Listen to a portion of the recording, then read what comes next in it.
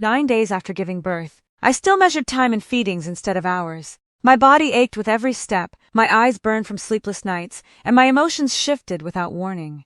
Even so, every difficult moment felt worth it. Whenever I looked at my daughter sleeping peacefully in her bassinet beside our couch, she was tiny, perfect, and completely dependent on me. Protecting her had already become the most natural instinct I'd ever known.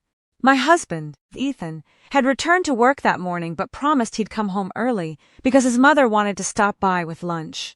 I wasn't excited about the visit. Linda always claimed she wanted to help, yet somehow I felt more exhausted after she left than before she arrived. She criticized how I held the baby, questioned my feeding schedule, and laughed whenever I mentioned what our pediatrician recommended. According to her, she'd raised 2 children without books, doctors, or parenting apps, so she believed experience automatically made her right. When the doorbell rang, I forced a smile and welcomed her inside. "There are my 2 girls, Tay," she said brightly before kissing my forehead without waiting for permission.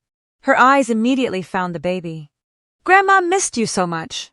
I thanked her for bringing lunch while she carefully lifted my daughter from the bassinet. At first nothing seemed unusual. She rocked her gently, humming an old lullaby while I unpacked the food containers onto the kitchen counter only a few steps away. "I'll just walk her around so you can eat while it's warm," Linda called. I hesitated. "Please don't take her outside. She's due for another feeding soon."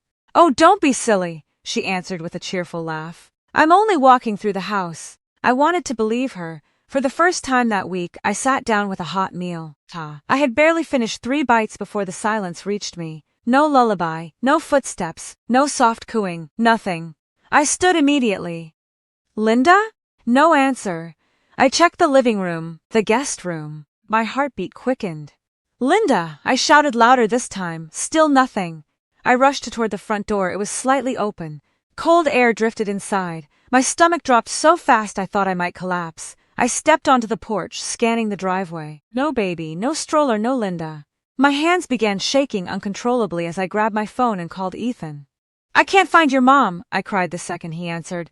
"She took the baby. They're both gone." Before he could respond, a familiar SUV slowly turned into our driveway. Linda climbed out smiling, my daughter sleeping peacefully in her arms as though nothing had happened.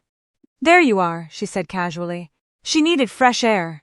I snatched my baby back without saying a word. "You never asked," I whispered. Linda rolled her eyes. "You young mothers worry about everything." Minutes later, Ethan arrived, trying to calm everyone down before the conversation became an argument. He insisted his mother had made a careless decision, not a dangerous one. I wanted to believe him, but something deep inside refused to settle. I couldn't explain why, yet I felt certain this wasn't simply a misunderstanding. And although none of us realized it yet, one quiet security camera mounted beside our garage had already recorded every second of what really happened. For the rest of that evening, I couldn't shake the image of the front door standing open while my newborn was nowhere in sight. Every time I closed my eyes, I imagined all the things that could have happened during those few missing minutes. Ethan wrapped his arms around me and assured me his mother had simply gotten carried away. He reminded me that Linda adored our daughter and would never intentionally put her in danger. I nodded because I wanted peace more than another argument, but deep inside my instincts refused to quiet down. The next morning, Lynn called as though nothing unusual had happened. "I hope you aren't still upset," she said with a light laugh. "Fresh air is wonderful for babies. You're reading too many parenting blogs." "I'm not upset because you took her outside," I replied carefully. "I'm upset because you never asked me." There was a brief silence before her voice hardened. "I've raised 2 healthy children. I don't need permission to comfort my own granddaughter." Those words lingered in my mind long after the call ended. Not because she believed she was experienced, but because she genuinely thought my authority as the baby's mother came second to hers. When I told Ethan about the conversation that evening, he sighed heavily. "That's just how Mom talks," he said. "She doesn't always choose the right words, but she meant them. I think you're overthinking it." That sentence hurt more than I expected. Over the following week, I started noticing things I had ignored before. Linda rarely knocked before entering our house. She had convinced Ethan to give her a spare key months earlier for emergencies. Now she appeared unexpectedly several afternoons each week, carrying groceries or homemade soup as if every visit had been carefully planned to seem helpful. Whenever she held the baby, she ignored the routines I had worked so hard to establish. If she's sleeping, please don't wake her, I would say. Oh, she wanted Grandma, Linda answered while bouncing her awake. If she's hungry, I'll feed her. She's fine for another hour, the pediatrician suggested. I raised children before that doctor was born. Every disagreement ended the same way. She smiled sweetly in front of Ethan, but the moment we were alone, her expression subtly changed. It wasn't openly hostile, it was something quieter, an unspoken certainty that she knew best, and that I was simply a nervous first-time mother who would eventually realize it. Family members only reinforced that feeling. At Sunday dinner, Ethan's sister laughed when I mentioned how anxious I had felt after the incident. Oh, Mom's always been like that, she said. You're lucky she's so involved. His aunt added, some grandmothers barely visit. You should appreciate having one who loves the baby so much. I forced a smile, but every comment made me feel smaller. Somehow the story had transformed from Linda took the baby without permission into Emily is too sensitive. For several days, I wondered if they were right. Maybe exhaustion was making me paranoid. Maybe hormones were magnifying everything. Maybe I really was overreacting. Then something happened that erased every doubt. I woke from an afternoon nap to complete silence. Panic surged through me before I even opened my bedroom door. I hurried into the living room and found the bassinet empty again. This time, Linda stood in the backyard, gently rocking my daughter while talking on her phone. She hadn't told me she was taking the baby outside again. When she noticed me watching through the window, she casually waved as if nothing was wrong. That wasn't forgetfulness, it was a pattern. As I carried my daughter back inside, one thought kept repeating itself louder than every excuse I'd been given. If everyone insisted nothing was wrong, then I needed something that couldn't argue, couldn't take sides, and couldn't forget. That night, after Ethan had gone to bed, I quietly opened the security camera app on my laptop and began searching through the footage from the day my daughter had disappeared. My finger hovered over the play button longer than I wanted to admit. Part of me hoped I had imagined everything. Maybe the footage would prove Linda had only stepped onto the porch for a few seconds before coming back inside. Maybe Ethan had been right all along, and exhaustion had turned an ordinary mistake into something much bigger in my mind. I pressed play. The timestamp showed exactly when Linda picked my daughter up from the bassinet. She smiled toward the living room, making sure I couldn't see her from the kitchen. Everything looked perfectly ordinary. Then she paused. Instead of walking through the hallway as she'd promised, she looked toward the kitchen doorway where I was unpacking lunch. She waited until my back was turned. My stomach tightened. She quietly reached into her purse and pulled out a set of keys, our spare house key, the one Ethan had given her months ago. She unlocked the front door without making a sound and stepped outside with my newborn still sleeping in her arms. I stared at the screen in disbelief. She hadn't forgotten to ask. She had deliberately waited until I couldn't see her. The outdoor camera automatically switched on. Linda carefully carried my daughter to her SUV. Instead of placing her in the back seat, she opened the passenger door and laid a folded baby blanket across the seat before gently setting the baby down. She looked around the neighborhood twice before climbing behind the wheel. Then she drove away. I felt the blood drain from my face. She hadn't taken my daughter for a short walk. She had left the property. My hands began trembling so badly that I had to pause the video. Every terrible possibility I had imagined suddenly became real. After taking several deep breaths, I forced myself to continue watching. The recording showed nearly 18 minutes passing before her SUV returned. When she parked in the driveway, she didn't immediately get out. Instead, she picked up her phone and appeared to make a call.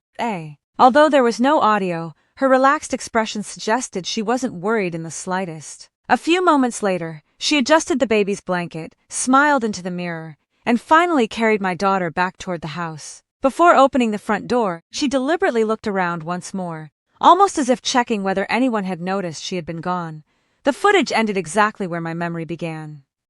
There you are, she'd said with that casual smile. She needed fresh air. Fresh air, the lie echoed inside my head. The next evening, I asked Ethan to sit beside me after dinner. I need you to see something, I said quietly. He looked confused but agreed. Neither of us spoke while the video played. I watched his expression instead of the screen. At first, he looked unconcerned, then puzzled, then uncomfortable. By the time the SUV pulled out of our driveway, the color had disappeared from his face. He leaned forward as if getting closer to the screen might somehow change what he was seeing. When the recording ended, the room remained completely silent. Finally, Ethan whispered, She told me she never left the yard. I nodded. I know. Hey. He replayed the footage, then he watched it again. Each viewing seemed to erase another excuse he'd been holding on to. This doesn't make sense, he murmured. Why would she lie? I've been asking myself that since it happened. He buried his face in his hands. I kept telling you that you were overreacting. You believed her. I should have believed you. For the first time since our daughter was born, I didn't feel like I was fighting this battle alone. The camera hadn't just recorded Linda's actions. It had captured something much bigger. It had exposed a truth neither of us could ignore anymore. The woman everyone described as the perfect grandmother had knowingly crossed a boundary, hidden what she had done, and lied to both of us afterward. As painful as that realization was, another question quickly replaced it. If Linda had been willing to secretly take our newborn once, what else would she feel entitled to do? Ethan slowly closed the laptop and looked at me with tears in his eyes. We're talking to my mother tomorrow, he said, and this time, nothing she says is going to change what we both just saw. For the first time since my daughter disappeared from my living room, I wasn't afraid of the conversation ahead. I was ready for the truth to finally be heard. The next afternoon, Ethan called his mother and asked her to come over. His voice remained calm, but I could hear a firmness that had been missing every time we'd discussed her before. He didn't tell her why. He simply said we needed to talk. Linda arrived carrying a gift bag filled with baby clothes, and a bright smile stretched across her face. I thought my favorite little girl could use these, she said, holding the bag toward me. I think we should talk first, Ethan replied. She frowned slightly before sitting on the couch. Is everything all right? Ethan placed the laptop on the coffee table. I want you to watch something. Linda glanced at the screen and shrugged. Okay. He played the security footage without saying another word. For the first minute, she remained perfectly relaxed. She even smiled when she saw herself rocking our daughter. But as the video showed her quietly unlocking the front door and carrying the baby to her SUV, that smile slowly disappeared. The room fell silent. When the recording ended, Ethan closed the laptop. You told us you never left the yard. Linda folded her arms. I didn't think it mattered. It mattered because you lied, I answered. She looked directly at me. I wasn't lying, I was simplifying. You drove away with our 9-day-old baby without telling either parent. I only went around the neighborhood. You didn't ask. I didn't need to. The confidence in her voice stunned me. I'm her grandmother. No, I replied quietly. You're her grandmother, not her parent. She laughed softly as though I had said something childish. Oh, sweetheart, one day you'll understand that family doesn't need permission. No, Ethan interrupted. His voice was calm, but it carried a weight I had never heard before. Parents do. Linda turned toward him, surprised. Ethan, honestly, are you taking this so seriously? I should have taken it seriously the first day. She shook her head. You're letting postpartum hormones convince both of you that I'm dangerous. I leaned forward. This isn't about hormones. It's about trust. I have never done anything to hurt that baby. But you intentionally waited until my back was turned before leaving. She opened her mouth, then closed it again. You checked whether I could see you. Silence. You used your spare key. Silence. You drove away. Silence. You came back and lied. Linda's eyes filled with frustration instead of regret. I knew you'd overreact if I asked. That sentence answered every question I still had. She hadn't acted impulsively. She had planned it. Ethan slowly stood. Mom, listen carefully. She looked at him, expecting him to rescue her as he always had. Instead, he surprised both of us. You will not have a key to this house anymore. What? You will not take our daughter anywhere unless both of us agree. Ethan, you will not stop by without calling first. This is ridiculous. And until we rebuild trust, you won't be alone with her. Linda stared at him in disbelief. You're choosing her over your own mother? He didn't hesitate. I'm choosing my wife. For several seconds, nobody spoke. The silence felt heavier than any argument. Finally, Linda stood and grabbed her purse. I spent my entire life raising you, she said bitterly. And I appreciate that, Ethan replied. But now it's my turn to protect my own child. She looked at me one last time. You've turned him against me. I shook my head no. The truth did. Without another word, she walked toward the front door. Just before leaving, she paused. I hope someday you realize how cruel you're being. The door closed behind her. Neither Ethan nor I moved. After a long moment, he reached into his pocket and placed a small key on the coffee table. My spare key, he said quietly. He picked it up, snapped it in half with a pair of pliers from the nearby drawer, and dropped the broken pieces into the trash. Then he wrapped his arms around me and our daughter. "I'm sorry it took a camera for me to see what you saw," he whispered. I rested my head against his shoulder, feeling lighter than I had in weeks. We hadn't won because someone had lost. We had won because, for the first time since becoming parents, we were finally protecting our family together. That evening, after our daughter fell asleep peacefully in her crib, our house felt different, not because everything had been fixed, but because the boundaries we'd been afraid to set had finally been drawn, and for the first time, our home truly felt safe again. 6 months passed more quickly than I expected. The sleepless nights gradually became longer stretches of peaceful sleep. Our daughter learned to smile every time she heard Ethan's voice, and our home slowly transformed from a place filled with anxiety into one filled with laughter. Looking around our living room now, it was hard to believe how different everything had felt only a few months earlier. Life wasn't perfect. Parenthood never is. There were still diapers to change at 3 in the morning, bottles to wash, doctor appointments to remember, and toys scattered across every corner of the house. But those ordinary challenges no longer felt overwhelming, because Ethan and I were finally facing them together, instead of allowing outside voices to come between us. One evening, while we watched our daughter crawl across the living room rug, for the first time, Ethan smiled and quietly said, "I almost missed all of this." I looked at him. "What do you mean?" I was so busy trying to keep everyone happy that I almost forgot who I was supposed to protect. I reached for his hand. "You found your way back." He nodded. "And I'm never making that mistake again." Those words meant more to me than any apology ever could. Actions had replaced promises. He no longer excused his mother's behavior. He no longer asked me to ignore my instincts. Whenever decisions involved our daughter, we made them together. As partners, as parents, exactly as it should have been from the beginning. Linda, however, remained absent from our daily lives. A few weeks after our confrontation, she sent a long message explaining that she had only acted out of love. She wrote that grandparents deserved trust and that our boundaries had embarrassed her in front of the family. What the message never contained was the one thing I had hoped to read. "I'm sorry." Instead, every sentence explained why she believed she had been justified. For the first time, I didn't feel responsible for changing her mind. Some people mistake boundaries for punishment because they've always benefited from having none.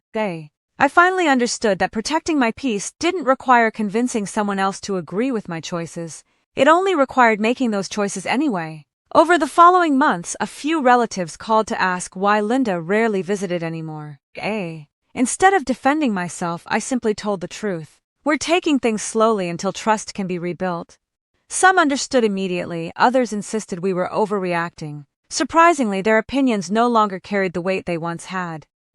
The people who truly respected us also respected our role as parents. One Saturday afternoon, I noticed something that made me unexpectedly emotional. Our daughter had fallen asleep on Ethan's chest while he read a children's book aloud in the rocking chair beside the window. Sunlight poured softly across the room, and for a few quiet minutes, neither of them realized I was watching. Months earlier, fear had filled every corner of this house. Now all I saw was peace. Not because difficult things had never happened, but because we had faced them honestly instead of pretending they didn't exist. As I stood there, I remembered the terrified woman who had run through the house searching for her missing newborn. I wanted to hug her. I wanted to tell her that she wasn't imagining things, that her instincts mattered, that protecting her child didn't make her unreasonable. It made her a mother. Looking back, the security camera didn't save our family because it exposed one lie. It saved our family because it forced us to confront a much deeper truth. Trust cannot exist where boundaries are ignored. Love cannot flourish where respect is absent. And being family never gives anyone permission to override a parent's responsibility.